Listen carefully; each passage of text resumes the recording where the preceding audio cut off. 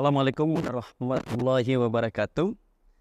Baik, ini ada sesuatu hal yang berbeda yang ingin saya sampaikan. Menyikapi tentang konstelasi politik yang sekarang ini akan terjadi di tahun 2024 ya. Tetapi ada hal yang kemudian ini cukup menjadi perhatian kita bersama, bahwa untuk menjadi seorang kepala negara, kepala daerah Indonesia ini cost yang sangat tinggi, sehingga coba kita bahas pada kesempatan ini tentang high cost menjadi presiden daerah di Indonesia. Baik, memang kita bicara pemimpinan di Indonesia di era reformasi ini, efek ya dari pemilihan langsung itu ternyata itu menimbulkan persoalan baru, misalnya kasus korupsi ya.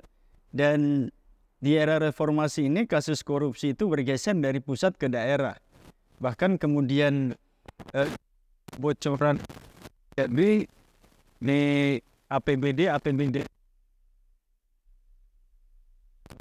APBN ya masih terjadi. Negara hukum, kemudian swasta, kepala daerah banyak yang jerat hukum. Ini beberapa persoalan yang kepemimpinan di Indonesia ini.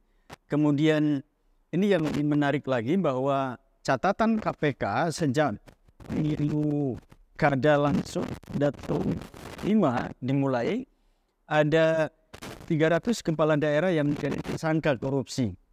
Ya, 124 diantaranya itu ditangani oleh KPK.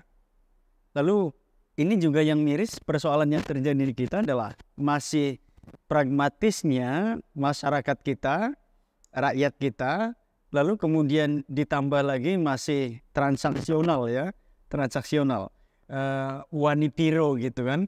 Kalau kemudian Anda berani untuk membayar saya akan coblos Anda gitu. Itu sangat pragmatis dan transaksional. Kemudian ini catatan Syafii Antonio, walaupun ini juga saya kira akan terjadi pembengkakan yang bisa kita lihat secara signifikan tahun belakangan ini. Karena Syafii Antonio mencatat ini di tahun yang saya kira di bukunya tentang Muhammad Super Leader Super Manager itu kan agak lama juga ya.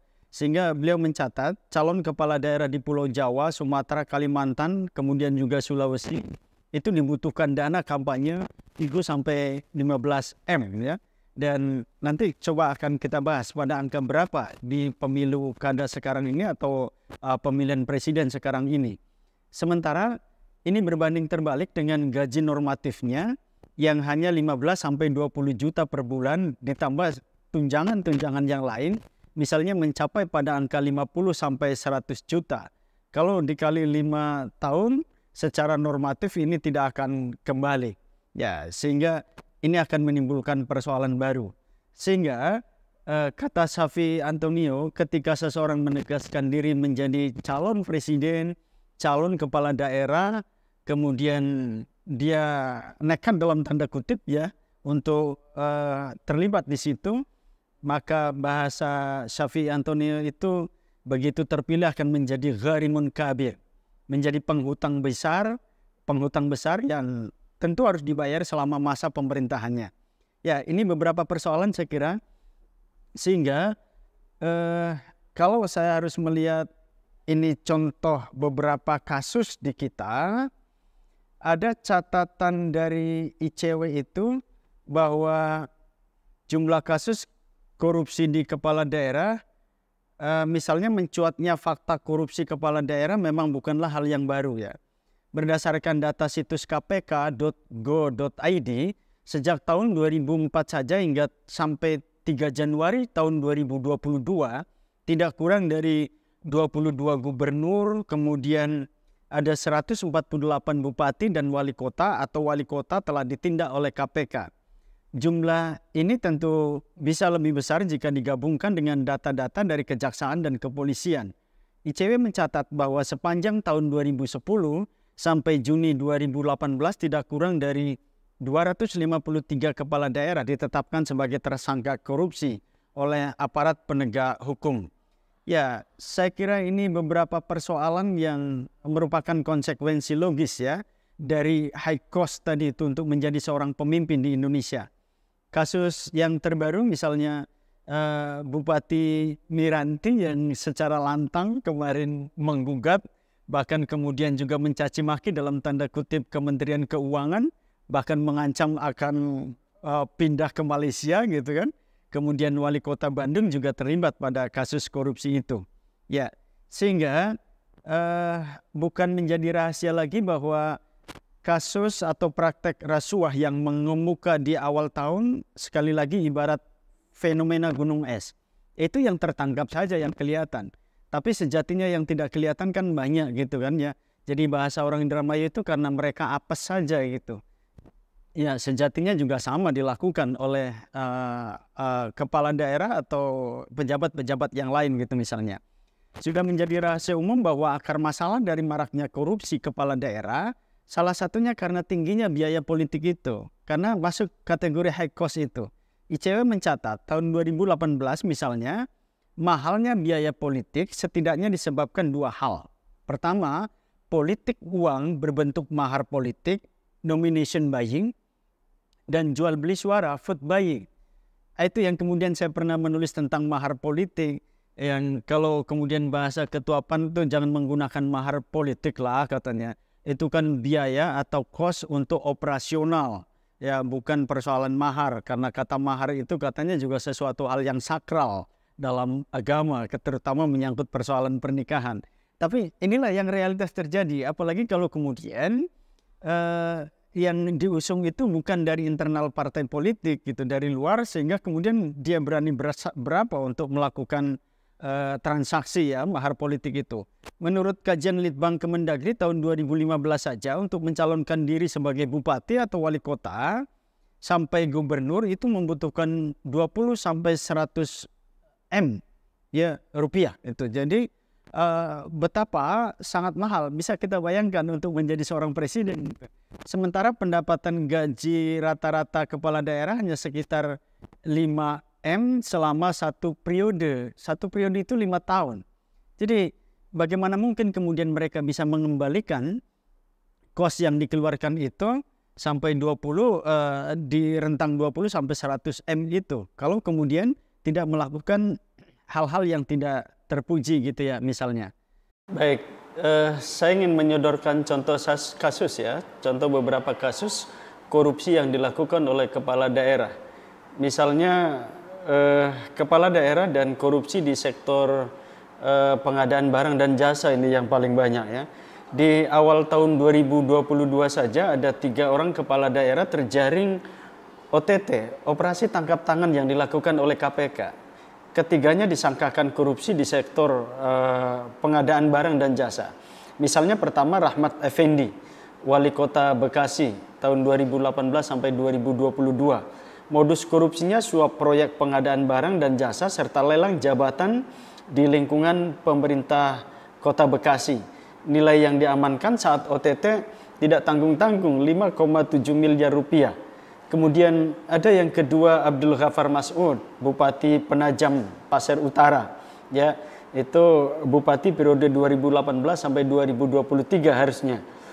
Modus korupsinya sama, suap proyek pengadaan barang dan jasa serta perizinan di Kabupaten PPU.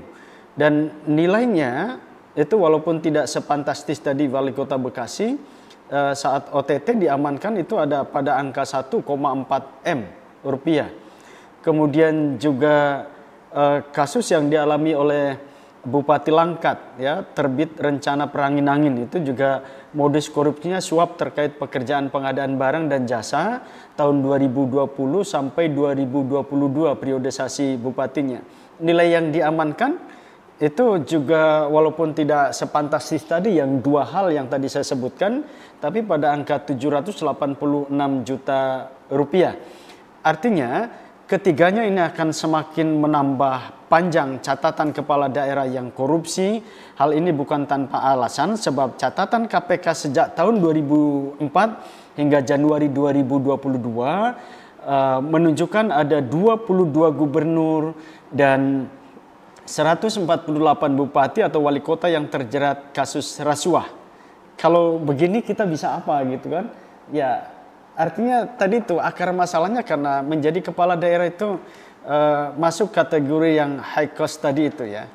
Saya ingin menyampaikan tentang apa yang disampaikan oleh Fahri Hamzah ya ketika terkait persoalan pemilihan bupati, kemudian pemilihan presiden di Indonesia. Fahri Hamzah membongkar modal fantastis nyapres di Republik Indonesia ini tembus pada angka 5 triliun untuk menjadi capres di Republik ini. Ongkos nyapres di Indonesia ternyata membutuhkan biaya yang tidak sedikit.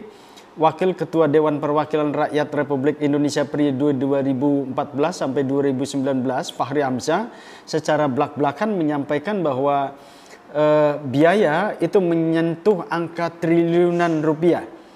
Ada calon gubernur yang menandatangani pinjaman di belakang layar puluhan miliar, bahkan saya dengar sampai ratusan miliar untuk satu kepala daerah, kata Fahri Hamzah. Lalu bagaimana dengan Republik Indonesia? Saya pikir kata Fahri Hamzah menyentuh angka 5 triliun itu minimal untuk menjadi seorang presiden. Dan itu kalau enggak uang pribadi ya uang yang dikumpulkan dari orang-orang yang di belakang nanti akan dihubungkan dengan power and policy yang akan dibuat oleh negara dan pemerintah.